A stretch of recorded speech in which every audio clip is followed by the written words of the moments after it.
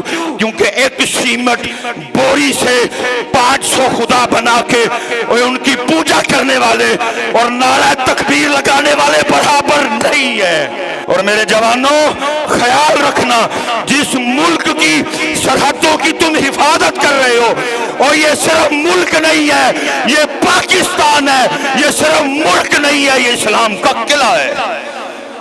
ये सिर्फ मुल्क नहीं है, ये वो तारीख का दूसरा मुल्क है जिसका मकसद सिर्फ इस्लाम था, जिसका मकसद सिर्फ अल्लाह था, जिसका मकसद सिर्फ अल्लाह है, जिसका मकसद सिर्फ रसूल पाक है, जिसका मकसद सिर्फ कुरान है। और मेरे शेरों और मेरी आर्मी और मेरे जवानों, वो जंग चंगी चीज नहीं है। अल्लाह के रसूल ने फरमाया दुश्मन का सामना ना मांगो, लेकिन अगर सामना हो गया तो फिर शेरों की तरह लड़ना। और मेरे शेरों, मुझे पता है तुम्हें कहने की लोड़ नहीं है, और मैं तो अपना हिस्सा डाल रहा हूं, और मैं तो अपने लिए जन्नत की कोशिश कर रहा हूं। मैं तो बोल के खुद अल्लाह और अल्लाह के रसूल को राजी करना चाहता हूं, क्योंकि तुम्हारा जिहाद बंदूक से है, इस गुनाहगार का जिहाद जुबान से है, इस गुनाहगार का जिहाद कलम से है। तुम्हें मेरे बयान की जरूरत नहीं है।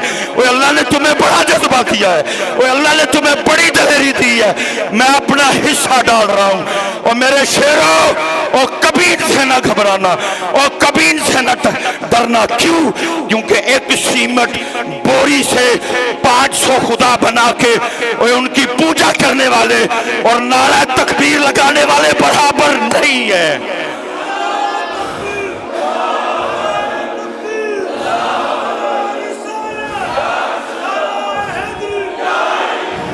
एक बोरी सीमेंट से 500 खुदा बना के उनके आगे झुकने वाले और उनको पूजा करने वाले, उनके आगे मत्था टेकने वाले और पेशाब पीने वाले और गोया खाने वाले और नारा तकबीर वाले बराबर बराबर और बराबर। और ये पेशाब पिए, तुम आबे ज़मज़म पियो, ये गोया खाएं, तुम अजवा खाओ। और गोए वाले और अजवा वाले और पेशाब वाले आबे ज़मज़म वाले बराबर बराबर। और इनका खुदा सीमेंट का, इनका खुदा पत्थर का, इन्होंने अपना खुदा खुद बनाया। और तेरा मेरा खुदा कौन है? कुल हु अल्लाहु अहद, अल्लाह एक, अल्लाहु समद, अल्लाह बेनियाज, लाम यलिद वलम यूलद, वो किसी से नहीं, उससे कोई नहीं। वलम यकुल लहू कुफुवन अहद। नाराए तकबीर, नाराए तकबीर, नाराए तकबीर, नाराए तकबीर। अफवाजे पाकिस्तान, अफवाजे पाकिस्तान, पाक आर्मी, पाक आर्मी, अल जिहाद, अल जिहाद, अल जिहाद, अल जिहाद। और मेरे जवानों, ये सुनो लब्बई की सदाएं। ओए अल्लाह तानू साड़ी लोड़ ना पाए, लेकिन लोड़ पै गई, ओए असी हाजिर हाँ, ओए असी मौजूद हाँ, ओए असी भी जाना दवांगे। पाकिस्तान का मतलब क्या? ओए मोदी सुन, ओए मोदी सुन, ओए एक बोरी नाल ओए 500 खुदा बना के और पूजा करने वाले सुन, पाकिस्तान का मतलब क्या? पाकिस्तान का मतलब क्या? पाकिस्तान का मतलब क्या? ओए एक बोरी सीमेंट नाल ओए 500 झूठे खुदा बना के उन्होंने पूजन वाले हो। ओए ताड़ी ऐनी जुर्रत, तुसी पाकिस्तान नू ललकारो, लेकिन निकले ना मुश्किल। ओए हमला राती कीता, ओए हमला राती कीता, और शुरू तुसी कीता है, एंड हुन असी करांगे। वमा अलैना इल्लल बलाग। 14 अगस्त हमने किस तरह मनाई? किसी को पता है 14 अगस्त क्या है? कि उसकी गहराई में क्या किया हमारे बच्चों ने? आप भी साथ ही थे, मैं भी साथ ही था। मुंह इनके रंग दिए, झंडी, वो पता नहीं क्या क्या हमने इनको ले दिया। हमारे बच्चों ने हजरत वो गाड़ियों के सिलेंसर निकाल के सारा दिन लोगों के कान खाए ना। क्या ये आज़ादी है? इस तरह आज़ादी मनाई जाती है? मैंने हजरत 14 अगस्त क्या है, मैंने सबसे पहले उसको अपने घर से सीखा। 14 अगस्त क्या है? हम गुज्जर नहीं, मुहाजिर गुज्जर। میرے والد صاحب 1951 میں ادھر پاکستان پیدا ہوئے. میرے تایا ابو وہ ادھر تھے. میرے دادا ابو ظاہر ہے وہ بھی وہاں سے آئے تھے. تو ظاہر ہے بچپن تھا, مہاجر ہو کے آئے, پاس کچھ بھی نہیں تھا, بڑی غربت دیکھی ہے. ایک بات جو میں نے بڑی بار اپنے ابو سے سنی, ہم جب ہوئے والد صاحب آبڈا میں ملازم ہو چکے تھے, اللہ کی بڑی رحمت تھی. اے جی میں نے یہ بھی لینا ہے, میں نے وہ بھی لینا ہے. پہلی بار نا 9th میں ایویں پتہ نہیں میں کتوں پڑھ لیا ڈون کارلس, بڑا نام ہوتا تھا, سروس کا برانڈ تھا یہ. میں نے ابو جی سے کہا جناب میں لینے دے بوٹ لینے ہی ہیں. وہ لے گئے. مجھے یاد ہے 1800 یا 1900 کے بوٹ آئے. تو جب بوٹ لے کے دیے نا ابو نے, ابو جی کی آنکھوں میں آنسو آ گئے. تو باپ تھا, میرے بھی دل کو ہاتھ پڑا. میں ابو جی کہتے ہوتے میں نہیں بوٹ لینا ہے, واپس کر دینے. یہ کہتے بوٹ لینے سے مجھے کچھ نہیں ہو رہا. میں کیوں؟ کہتے یار مجھے اپنا بچپن یاد آ گیا. میں نے کہا کیوں؟ کہتے پتر تو نے تو آج 1800 کے بوٹ لیے نا. جب ہم انڈیا سے پاکستان مہاجر ہو کے آئے تھے نا, تو ہماری غربت کا یہ عالم تھا کہ سارا بچپن کبھی میں نے شلوار نہیں پہنی تھی. ماں قمیض اتنی لمبی سلوا کے دیتی تھی کہ ہم شلوار کا کام بھی قمیض سے لیا کرتے تھے. یہ تھا حضرت 14 اگست. ان کی روحیں بھی قبروں میں تڑپتی ہوگی جنہوں نے ہجرت کی تھی. اور کبھی یہ کبھی کو بابا مل جائے نا یہاں بیٹھا, اس کو کہنا یار بتاؤ 14 اگست کو ہوا کیا کیا تھا.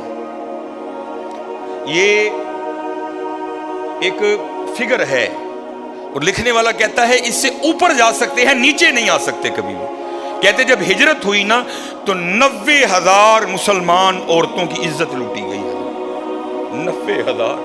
اور وہ کہتا ہے اس سے اوپر جا سکتے ہیں, نیچے نہیں آ سکتے. یہ ہے اس کا حاصل. ڈیک لگے ہیں, گانے بج رہے ہیں, منڈے ناچ رہے ہیں. حضرت اگر کسی رکشے پہ کچھ 4 بیبیاں بیٹھی ہیں, سب لڑکوں نے اپنی بائکیں اس کے پیچھے لگا رکھی ہیں. یہ تھا 14 اگست. اس لیے لیا تھا پاکستان. آج کسی سرکاری دفتر میں چلے جاؤ, بغیر رشوت کے کام ہی نہیں ہو سکتا تمہارا. اس لیے لیا تھا پاکستان. وہ اتنی گراوٹ آئی پاکستان میں. ٹھیک ہے بڑی بڑی بری قومیں ہوں گی, لیکن ہماری گراوٹ کا یہ عالم ہے کہ اللہ معاف فرمائے کتوں کا گوشت بھی ہم نے ہوٹلوں میں لوگوں کو کھلا دیا. یہ ہے 14 اگست. یہ ہے 72 سال بعد پاکستان. او خدا کا واسطہ ہوش کرو. میں نے یہاں سے سیکھا کہ یہ ایک مہاجر کا یہ عالم ہے. پتہ نہیں لوگوں پر کیا کیا گزری ہوگی کہ غربت کا یہ عالم تھا. کہتے کبھی ہم نے اپنے بچپن میں شلوار نہیں پہنی تھی. تمہاری دادی قمیض اتنی لمبی سلوا کے دیتی تھی جس سے شلوار کا بھی کام چلتا تھا. ابو جی کہتے کبھی بچپن میں ہم نے پاؤں میں جوتی نہیں پہنی تھی.